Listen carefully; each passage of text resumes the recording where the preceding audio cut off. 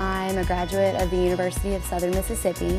I'm very grateful for the education that I received. I started playing classical piano at 7 years old and made the transition to college, and I still play on a regular basis. I really aim to use reporting as a justice-seeking missile right here in the Pine Belt area.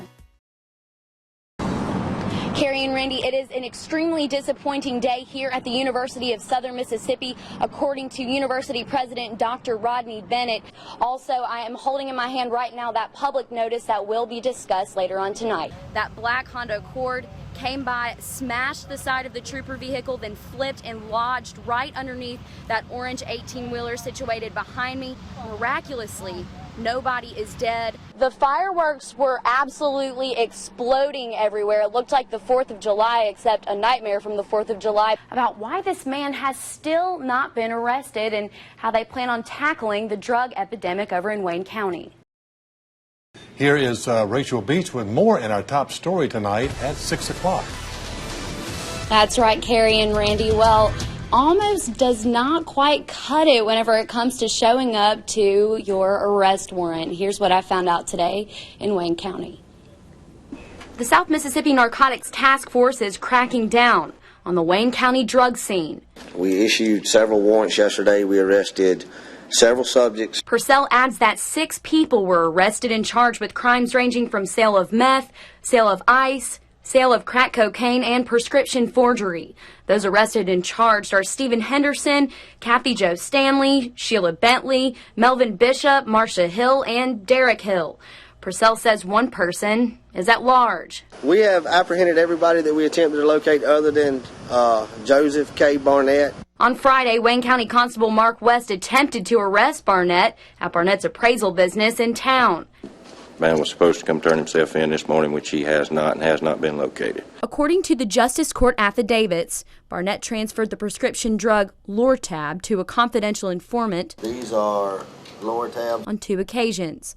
Police say they have it all on tape. Yes, he is a felon at large. And there is video evidence? Yes, there is. With audio? Yes, there is. Bonds varied between $10,000 and $35,000 for each individual. One person has bonded out so far.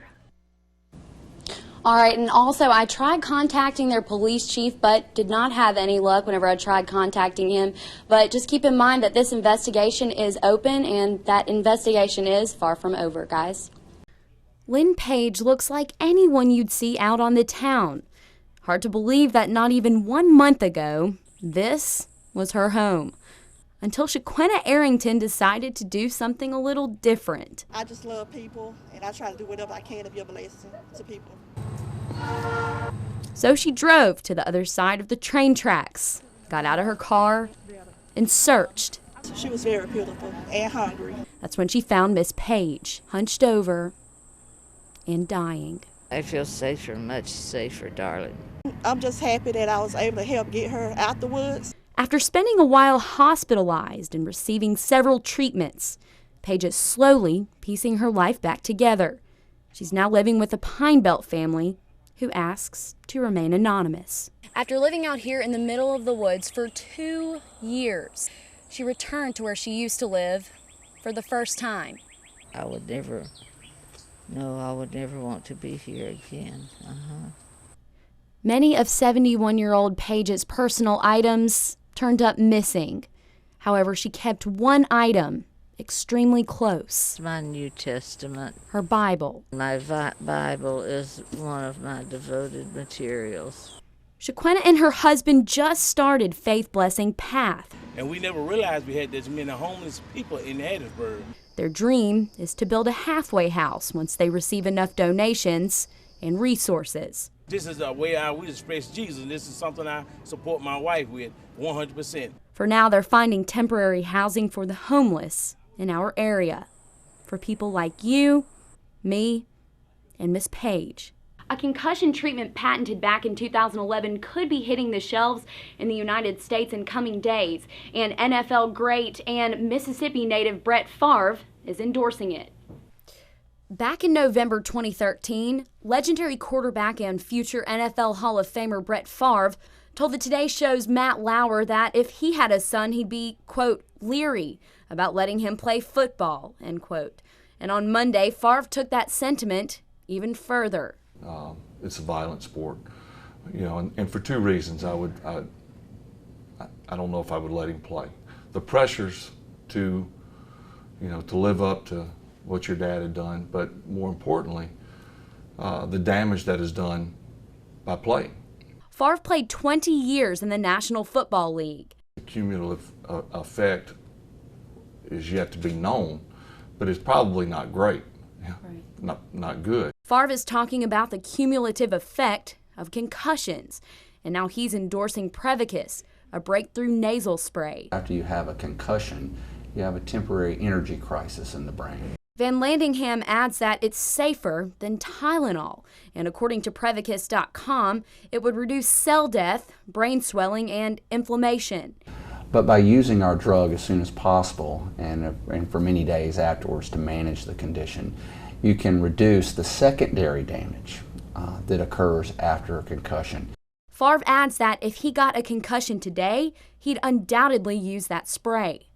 As far as stopping the advancement of a concussion, I think is unbelievable. Favre just joined the Sports Advisory Board for Prevacus Incorporated.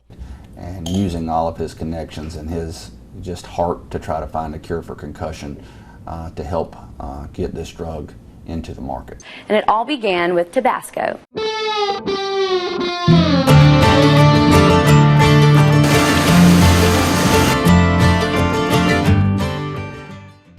Tabasco sauce. It was born here in 1868 at the Avery Island Salt Dome in the bayous of Louisiana. This guy, Edmund McElhenney, invented Tabasco after moving to Avery Island after the Civil War.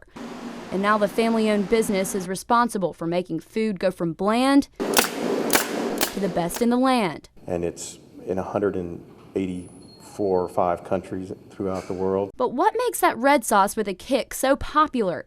We asked Elias, a seasoned vet who's called the island home his entire life. When I was growing up, we had our own little schoolhouse here. We have generations here. And the generations are not limited to the McElhenneys. Everywhere, it's part of our DNA, whether you are part of the family that started or whether you're part of the family that works here, either way. You never get rich working for McElhenney Company, but you make a great living. So the family broke tradition for a fleeting moment to give us a rare glimpse into how it's made. See how these whiskey barrels have iron hoops? And a lot of them are starting to rust already. The formula is red Tabasco mash, vinegar, and salt. Tabasco pepper. It's a capsicum quintessence variety Tabasco. Even though Osborne is part of the Tabasco dynasty, his ritual is to check pepper bushes each day. Religious every day, so. The peppers grown on the island are not for the production of Tabasco. And then we actually produce the seeds that we package and then send to Latin America. That's where the seeds become peppers and then mash. The mash is shipped over to Avery Island, then aged like a fine wine.